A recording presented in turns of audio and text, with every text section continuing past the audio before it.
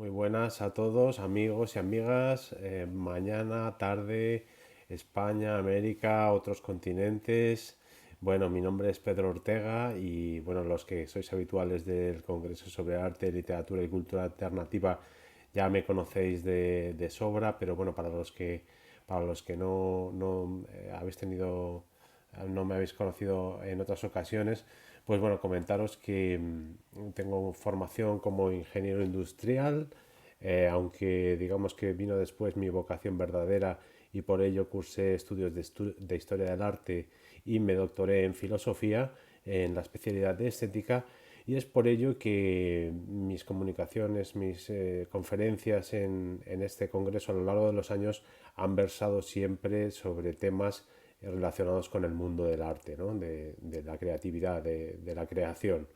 Y bueno, pues este año que el tema propuesto para toda Sui Generis Madrid y sobre todo para el Congreso era la distopía. Entonces, bueno, pues a mí se me iluminó una idea, y era por qué no plantear una época muy concreta de la historia, que es a partir del año 1500, en la que se vivió una especie de distopía real. Y es que nos encontramos en un momento de milenarismo, que como todos sabéis, ha sido en aquellos momentos, bueno, lo sabéis porque lo habéis vivido en el año 2000, que parece que el mundo se va a acabar, que va a haber una hecatombe, y en el caso del año 1500 pues se pensaba que iba a venir el anticristo, nada más y nada menos.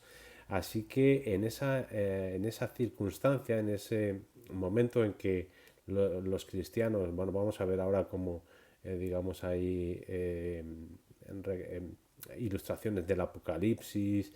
Bueno, hay un clima todo, digamos, de ese milenarismo, ese pensamiento de que se va a acabar el mundo. Pues bien, en ese contexto, Lutero propone sus 95 tesis y da un aldabonazo contra la Iglesia que supondrá a la larga pues el cisma entre cristianos y protestantes.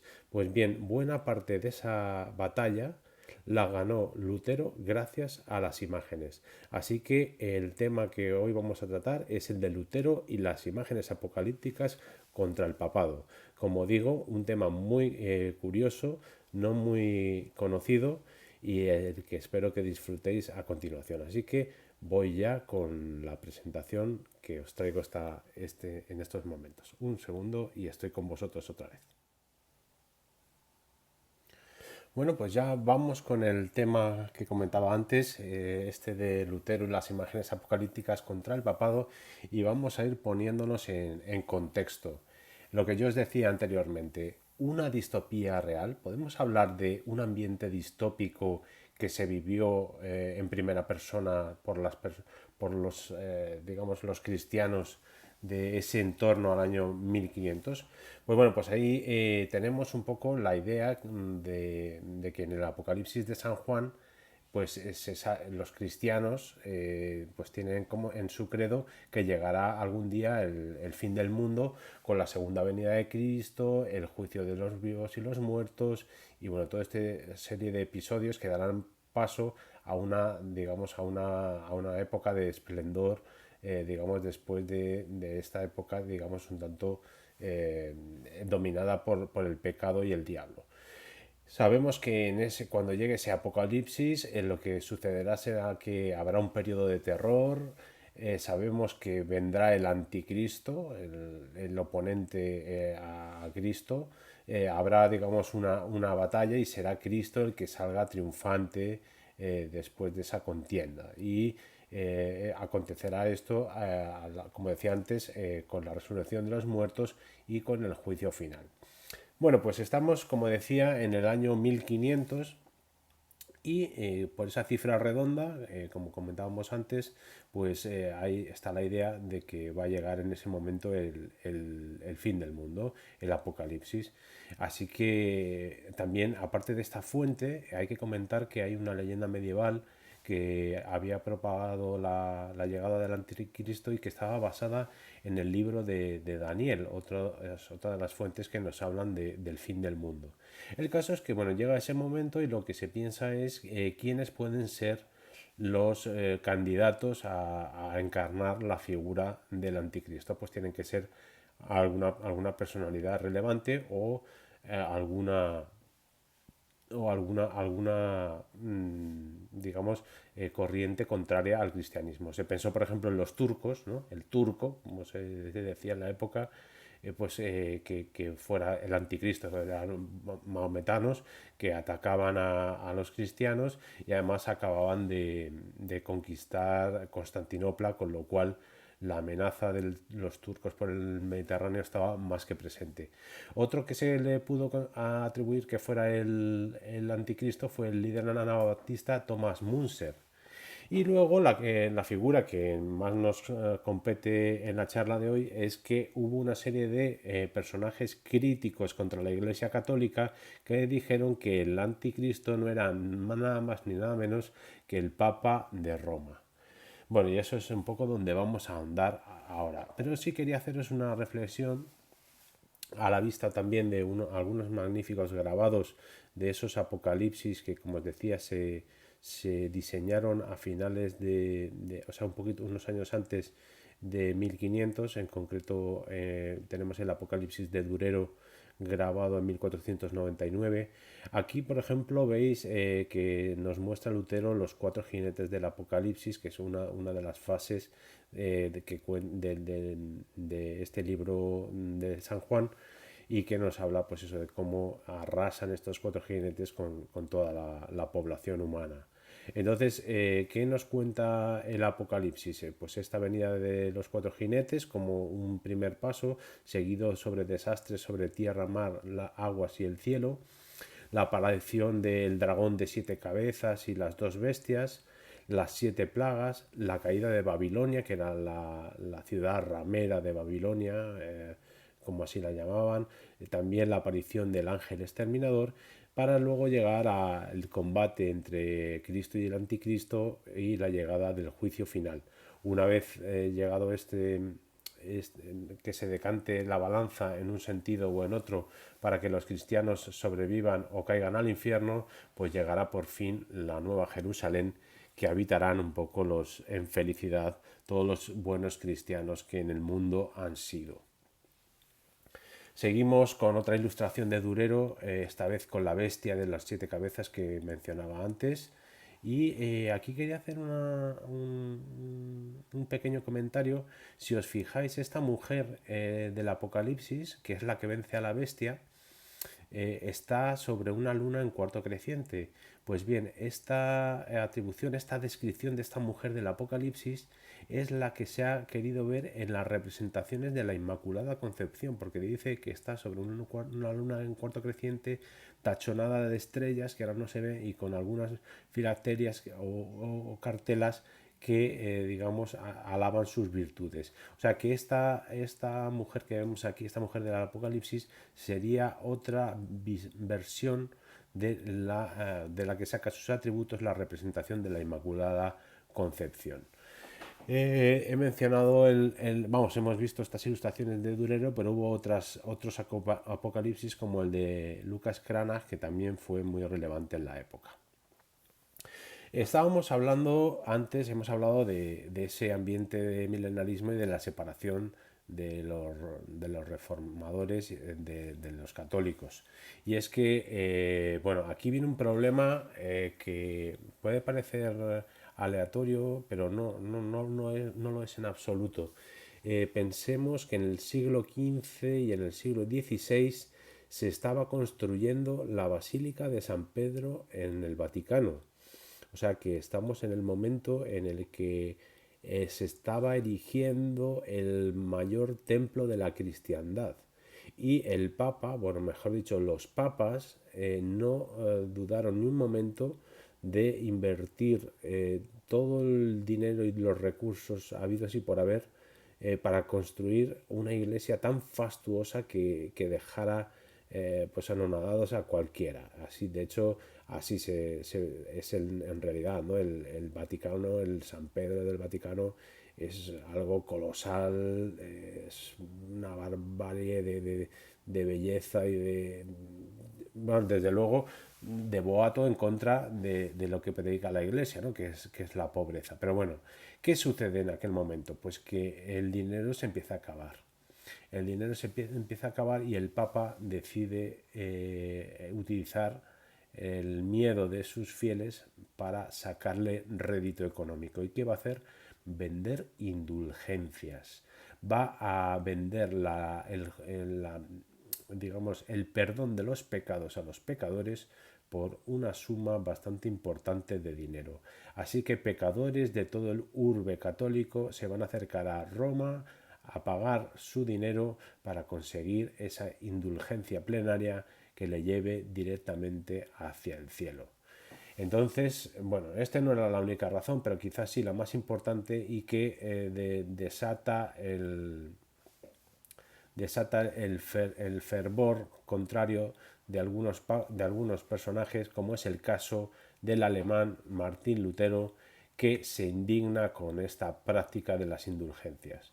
Así que en el año 1517 Lutero coge un texto y lo clava en la puerta de la iglesia de Wittenberg, que es el cuestionamiento al poder y eficacia de las indulgencias, que es conocido también como las 95 tesis de Lutero. Este es el golpe de gracia de los reformadores de los protestantes a la Iglesia Católica.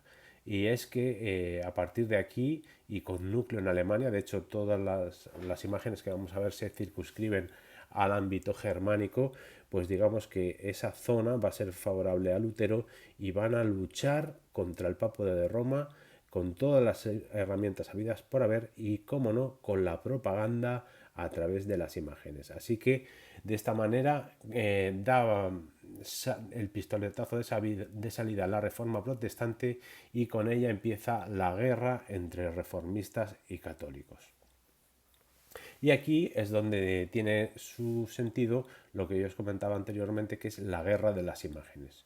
Y como decía, la propaganda va a ser fundamental en un lado y en otro. De hecho, vamos a empezar con las imágenes que eh, utiliza el Papa o los papistas, los católicos, contra los reformantes, pero luego veremos cómo es mucho más apabullante la creatividad de los reformadores contra el Papa bueno, sus acólitos y la Iglesia y todo. Vamos a ver que son demoledores. Y vamos a ir viendo toda una serie de imágenes recopiladas de ese ambiente, como digo, alemán en contra del catolicismo de Roma. Fijaos bien, los católicos proponen que Lutero puede ser la bestia de las 7 cabezas del Apocalipsis. Así que aquí lo vemos en el frontispicio de un libro de Johannes Cochleus que se llama Sieben Köpfe Martin Luthers de 1529 o el Martín Lutero de 7 cabezas. Y aquí se le caracteriza a Lutero con 7 personificaciones o 7 virtudes, 7 características de Lutero. Lutero como doctor, como monje, con el gorro de turco, como caballero rodeado de avispas, como suplantador del Papa y como traidor. Digamos que este libelo, este pequeño librito, lo que hace es describir esas 7 vertientes de Lutero en las cuales peca contra el Papa. Así que esta es, digamos, podemos decir que es una de las imágenes de las poquitas que genera o da lugar el catolicismo contra los reformadores. Pero estos no le van a dar cuartel al catolicismo y vamos a ver qué sarta de imágenes tenemos contra el Papa. Y la primera es la réplica a esta que tenemos aquí de este Martín Lutero de 7 cabezas y que es la bestia papal de 7 cabezas de 1530. Fijaos aquí cómo tenemos la cabeza del Papa en el centro y a los lados parejas de 2 cabezas que son 2 cardenales, 2 obispos y 2 monjes, constituyendo así una mofa contra, digamos, lo que es la Iglesia Católica. Podéis ver ahí también los escudos papales, la cruz de Cristo y cómo, digamos, se cierne sobre ellos esta bestia papal de 7 cabezas en una edición de 1530, aunque había ediciones anteriores.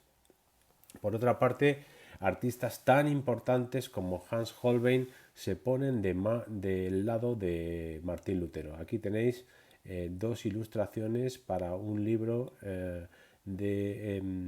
que exhorta las cualidades de Lutero, en el cual podéis ver a la izquierda a Lutero representado como el Hércules germánico, desde luego una representación bastante singular que representa eso a Lutero como un héroe clásico en contra de las huestes católicas. El Papa como anticristo. Y es que no podía ser de otra manera. El arma fundamental de los luteranos va a ser comparar al Papa con el anticristo a través de toda una serie de libros y de ilustraciones como El espejo de toda cristiandad, donde se contrapone la opulencia de la iglesia papal, que indica, como decíamos antes, al Papa como el anticristo con su tiara, o un libro en el que nos vamos a detener un poquito, que es el Passional Christi, un Antichristi de Melanchthon, ilustrado por Lucas Cranach el Viejo. Bueno, de Lucas Cranach vamos a ver bastantes obras, pero aquí tengo que mencionar una cosa. Los artistas no se casaban con nadie. ¿Esto qué quiere decir? Que Lucas Cranach va a trabajar mucho para los reformistas, pero va a tener también clientes católicos. Así que no debemos tener la idea de que los artistas son de un bando o de otro, sino que, digamos, bueno, como puede suceder a lo mejor en nuestros días, el artista que quiere sobrevivir de su arte, pues tiene que acudir a quien le ayuda económicamente. En este caso, estamos en pleno siglo XVI, y los artistas pues pintaban para quien les pagaba, para quienes eran sus mecenas. Bueno, y vamos a ir ya con el Passional Christi y un Antichristi, que me parece uno de los libros más demoledores, con unos argumentos tremendos en contra del papado. Y es el Passional Christi, un Antichristi, que mencionaba anteriormente, y que se graba en Wittenberg en el año 1521 de la mano de Lucas Cranach el Viejo.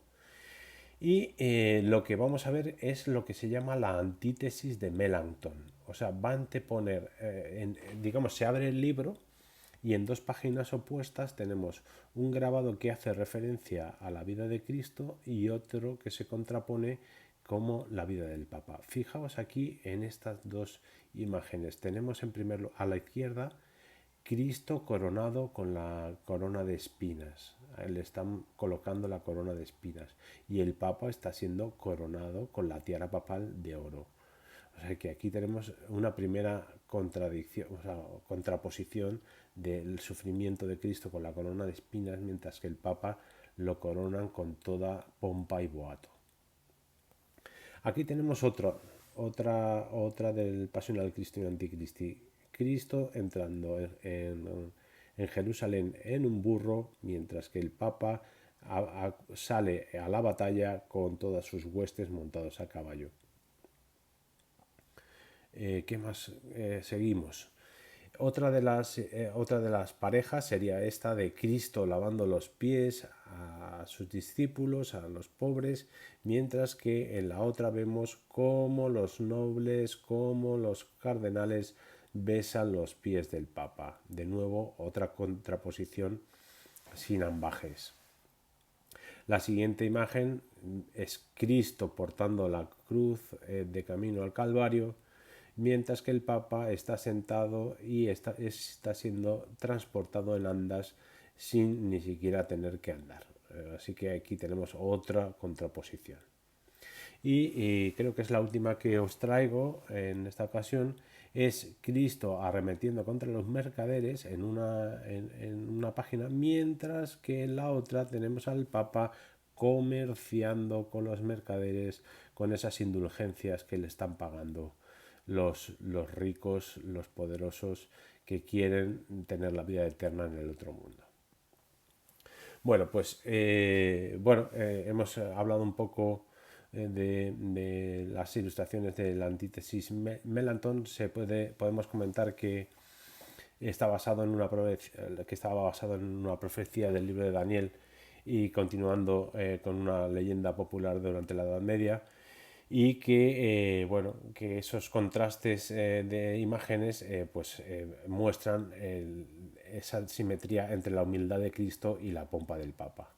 Entonces podríamos decir que mientras Cristo, que es el verdadero rey, viene a salvar y no a reinar, el Papa lo que hace es mostrar el reino en una forma impropia a la regla, a lo correcto, a lo que se debería hacer. O sea, el Papa es la ampulosidad, mientras que Cristo es, digamos, pues la concordia, el sacrificio. Vamos con más imágenes. Estamos ahora con Lucas Cranach el Viejo, seguimos con él porque él fue uno de los más importantes grabadores, como os decía. Y aquí tenemos, por ejemplo, la última cena de los protestantes y el descenso del Papa al infierno, una xilografía grabada con un taco de madera del año 1547. Aquí ya había fallecido Lutero. Entonces lo que vemos es cómo Lutero está en el centro dando una misa, un sermón a sus fieles. Los fieles están a la izquierda, se les ve compungidos, rezando ante la cruz de Cristo y el Cordero de Cristo sobre la mesa, mientras que los católicos están siendo devorados y cayendo al infierno por la gran bestia, por el diablo que los está devorando. Otro pasaje, en este caso es un grabado para la Biblia la Biblia de Lutero, publicada en septiembre de 1522. Lo que nos hace es mostrarnos un pasaje del libro de la Revelación, capítulo 11, donde a San Juan se le encarga medir el templo.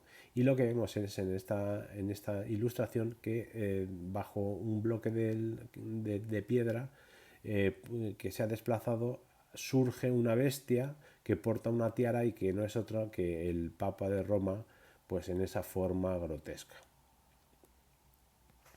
Bueno, de Matías Gerung, otro grabador importante también para la Reforma protestante, pues tenemos digamos, yo diría que casi simpático grabado, porque lo que hace es representar al Papa y a la curia en un caldero, mientras que los demonios están azuzando, digamos, para que se cuezan. Estas serían las calderas de Pedro Botero, que, bueno, pues no sé, me parece una manera simpática de, bueno, en aquella época no creo que a los católicos les hiciera mucha gracia, pero tiene su cuestión. La serie de Gerun, él junto con el Apocalipsis y el Passional Christi Antichristi son los documentos más importantes para la Reforma.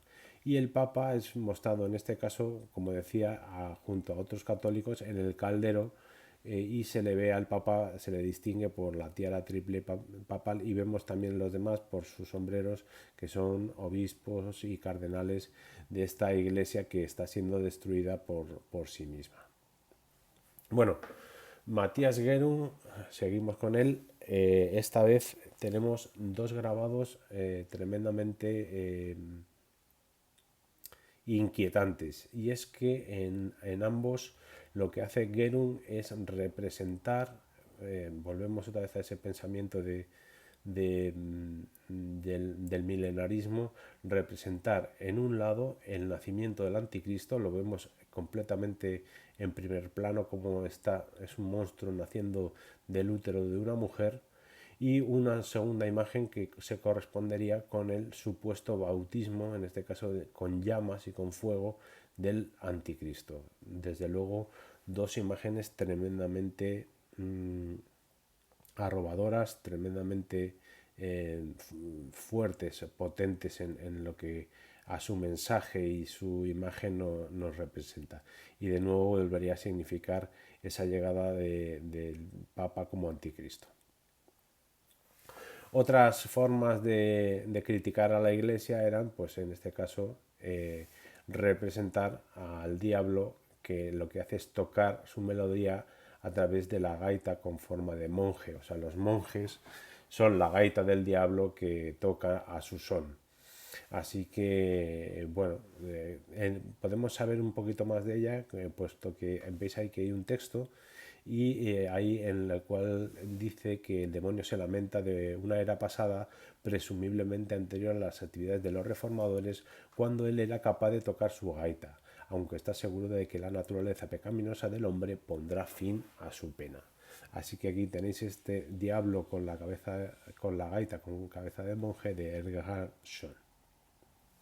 Aquí vemos otra grabación, otro grabado, de nuevo contrario a la opulencia de la iglesia de Roma. Esta vez no es el Papa, sino es un clérigo que lo veis ahí en la posición número 4, que es digamos el centro de esta procesión, en la cual pues hay bueno pues comida, mujeres, bueno, toda una suerte de personajes que se dedican, digamos, a alimentar, a saciar los apetitos, no solo de la gula, sino de la lascivia, la pereza, bueno, todos los pecados capitales podrían estar representados en esta procesión, digamos, de boato del clero, y que se aprovecha de las personas, de los demás que le rinden tributo.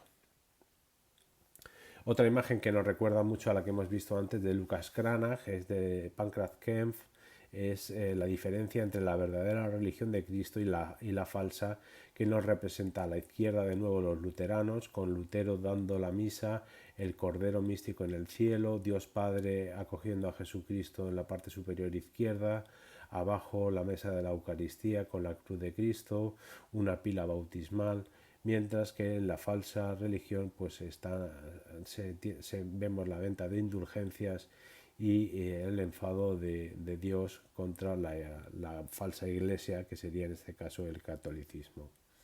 Vamos con una serie de grabados anónimos que son también bastante curiosos. Fijaos en este, que se llaman los enemigos de Lutero, aunque no son todos. Vamos a ver un poco la descripción. En primer lugar, en el centro tenemos el Papa León X con cabeza de león, que sería el símbolo del anticristo, y luego los demás pues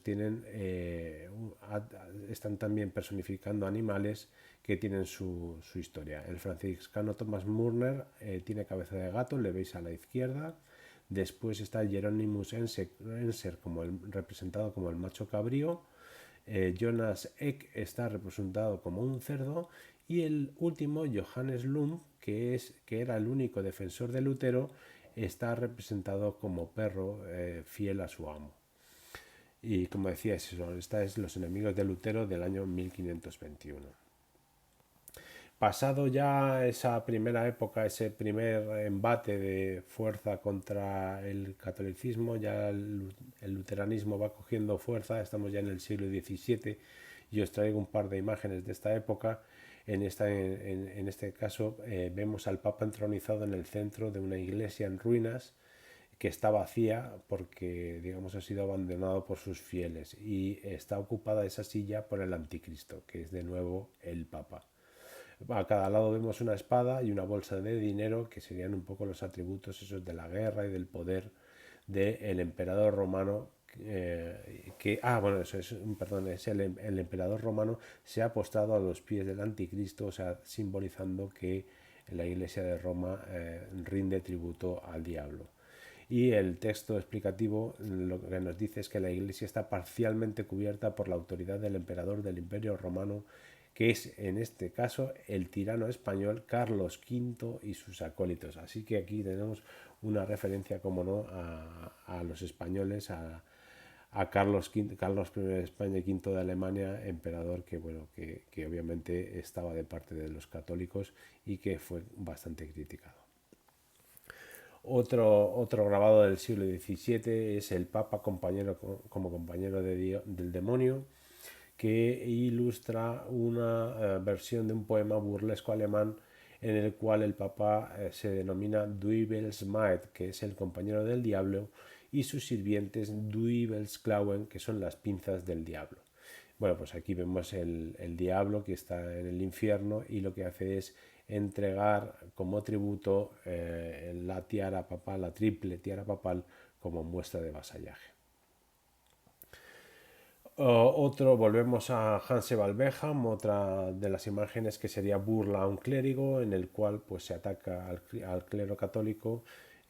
Pues fijaos de esta manera. Por un lado están tirando del sacerdote, del monje, la soberbia, la lujuria y la avaricia, mientras que un pobre, azuzado por la pobreza, le da de comer la Biblia a este monje, o sea, como diciendo que se deje de los pecados carnales y que se aprenda de una vez la Biblia luterana y obre en consecuencia.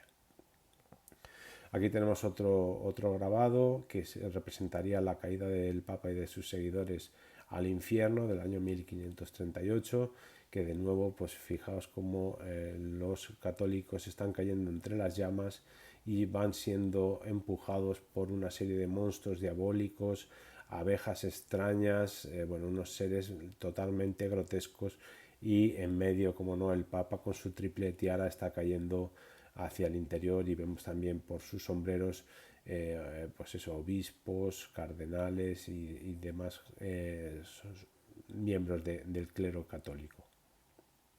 Ya para ir concluyendo, algunas imágenes curiosas como esta moneda del Papa como anticristo, o este monstruo que devora también a los católicos, o imágenes del Papa como anticristo, con esa forma monstruosa y con la inscripción "Yo soy Papa".